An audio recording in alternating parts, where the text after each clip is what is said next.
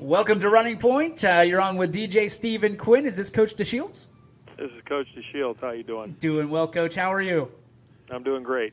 Coach, it's an honor to have you on. Haven't had the opportunity to sit down with you for a Coach's Corner yet. Naturally looking forward to that. But we were talking about the situation that's going on right now with COVID. You were one of the first dominoes to fall in that state championship. And I don't want to rehash it or make you relive a bad situation. But I am interested in the sense that what was it like emotionally when I'm assuming you got the news first and having to break that news to your girls when they were on the floor, ready to play in that situation, as a leader, as a coach, as a father, all these things. It's not a situation anybody wants to be put in, but how did you handle it, and how did your team handle that? Well, basically, it was, it's hard to describe, but, when I got called over by the OHSAA, Dayton Carroll's coach and myself, we went into a room in the corner of the St. John's Arena, and we kind of knew what was going on at that point. It was about 15 minutes to go on the clock for warm-ups. So we'd already done pregame. We'd already, gone through everything, and we're out there warming up, both teams getting ready to play. And when we got called in the room, we kind of knew what was going on. And they, at that point, they said they had to postpone the tournament, and they wanted to know if, they were going to make an announcement over the speakers. And I had mentioned to them that no, I want to be able to tell my team in person. So give me a chance to get them off the floor and down to the locker room. And because I think it, is just more important for all of us to come from me as a team. You work so hard to get to that point. It takes so much, to get there. I think that was the hardest thing. It was a great ride getting there. Winning, some big games in our district against Salem and Poland. And then, a big one, we beat Perry from up on the lake, and then a real big win with everybody thought Laurel Academy was going to be the team to win it all. And when we beat them, it was a great win. And we were riding high and playing really well and had a lot of confidence that we could go down there. And, I mean, any one of the teams could win it, but we had confidence that we could win the state championship. So the girls had so much emotion into it. When I told them in the locker room, it's just like any other scene that you would see. There was a lot of breaking down and, going to their knees and crying and a lot of hugs and, consoling each other and not really knowing what's going on. But the most important thing in the world was, the safety of the players and everybody there. And we kind of understood it in a way. And it's a basketball game. It's a high school basketball game. And we even told them on, the same day the NBA shut down, and the same day the March Madness, the college basketball shut down. And on that same day, on March 12th, MLB baseball shut down, and several, I think the NHL. And so we kind of felt like we were part of that, starting the shutdown of sports, I guess, per se. But the girls, we kind of reflected on it later that they got a chance to go out on the floor. They got a chance to take the team picture on the floor and say that we were there. A lot of the other 14 teams never got to do that. Yeah, Coach, I'm not trying to give you any ideas, but you still haven't lost that game, or and as far as I am concerned, you're state champs because you walked off, So I mean, maybe there's a banner to be had that you can hang in the gym. We're working on that right now. In fact, our art teacher, our art teacher, we have wooden states up in the gym, and there's two of them. One for the 1994 state championship football team, and then the 2004 girls state championship football team. They're really big wooden states, all painted up with those years on them. And then we have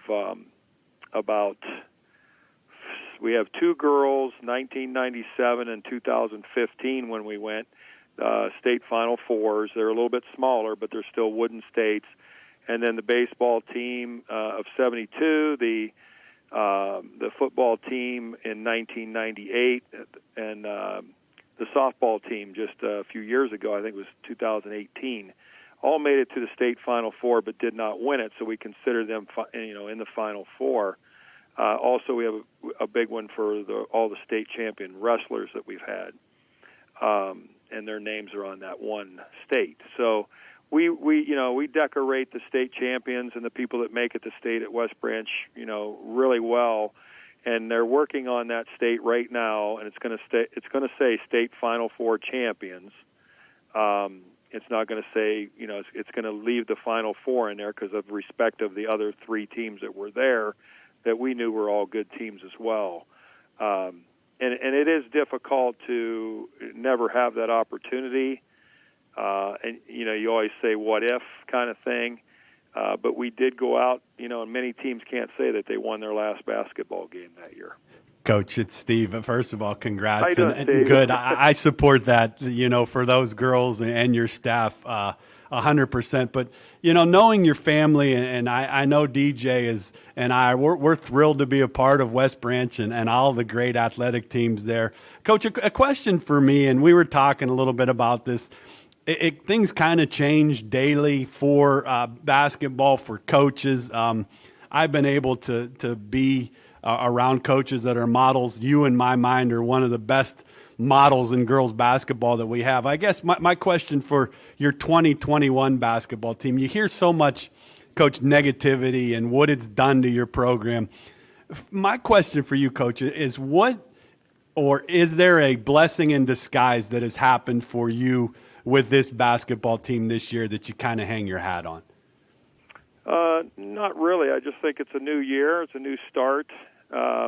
We talk about last year's team a little bit, and that day we're all going to remember. I appreciate you. The kind words, Steve. I appreciate that, and I know I've known you a long time, and that means a lot to me. But anyway, it's a new team, and it's new challenges, and certainly in this COVID world, games are being canceled, and we have to wear masks to coach in, and I've never seen anything like it. And there's only maybe 50 people up in the stands, and you're trying to, create energy and all those things with your kids to try to get them fired up in a big game. And they look up in the crowd, and it's like a scrimmage, and it's really difficult. And I think all coaches would agree that it's just been a year that we never thought as a coach we'd have to deal with. We're taking temperatures every day and making sure girls are feeling good, and we're putting all that safety ahead of everything else. And it kind of puts light in high school sports that what's most important is the lessons learned, more than winning and losing. And it's not the end of the world if you lose, and certainly if you win, you got to get ready for the next game and prepare for the next game. So it's one day at a time, and we look at it right now as a blessing that we're getting to play. We've not got canceled yet. We've played all 3 games so far, and we got another one tomorrow against a real good Chippewa team. Denny Schrock's coach for 34 years, great coach, a good guy, and always well prepared. So we just have to get prepared each game, and the girls are really enjoying playing because some of them were spring sport athletes last year that they saw seniors lose their season, and they don't get a chance to get that back.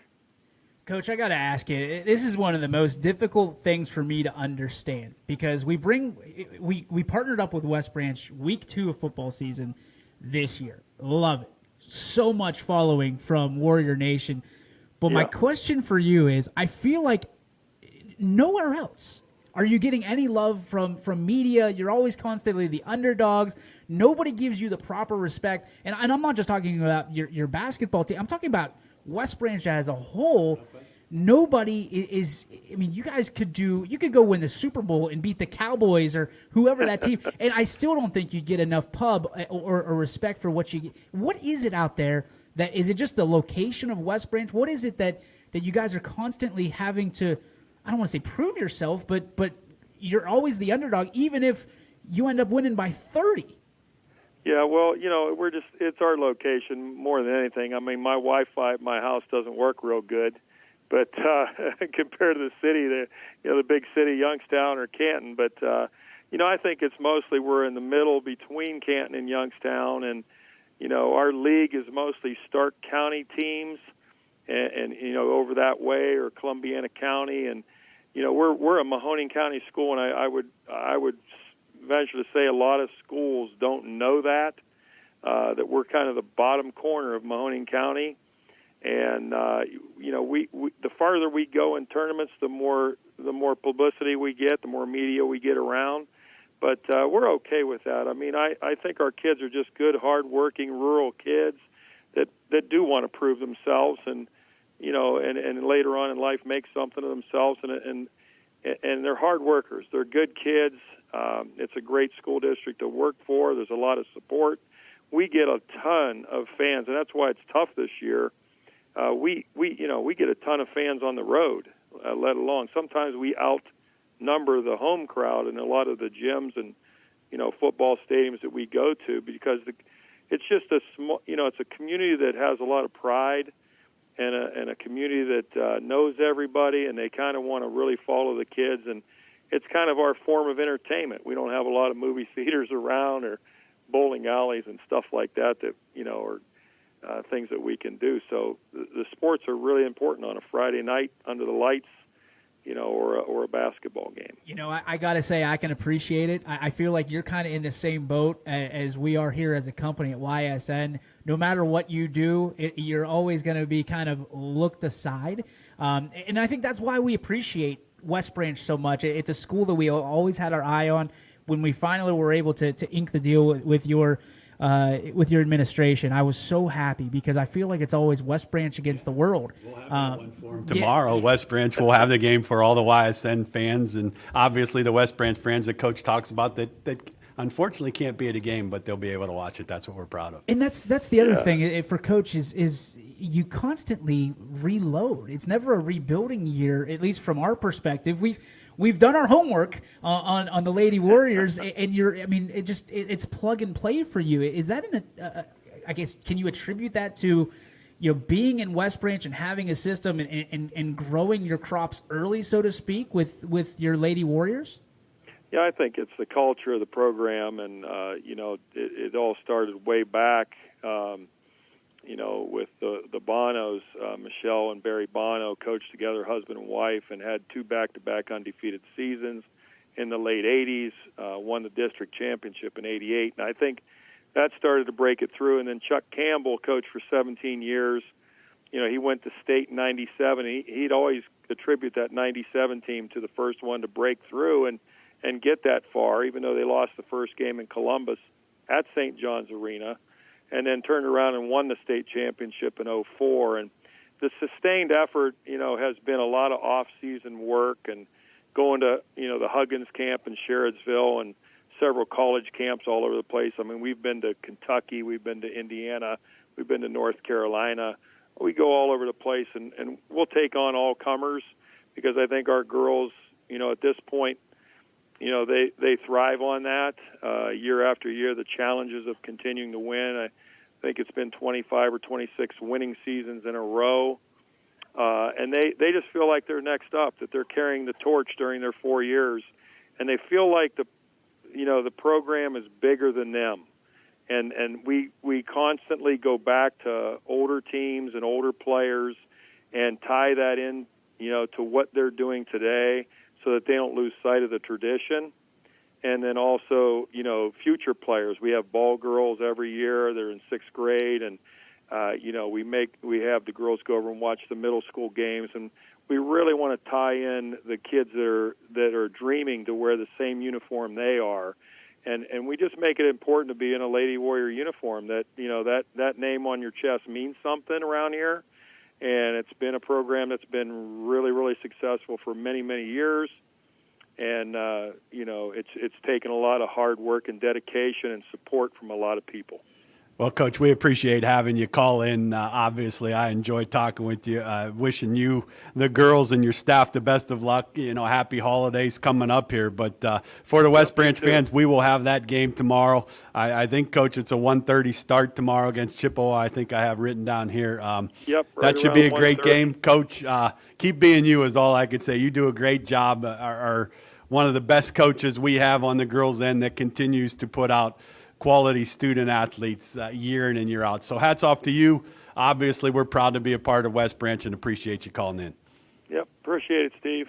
All right, happy holidays. All righty. Thanks, Coach.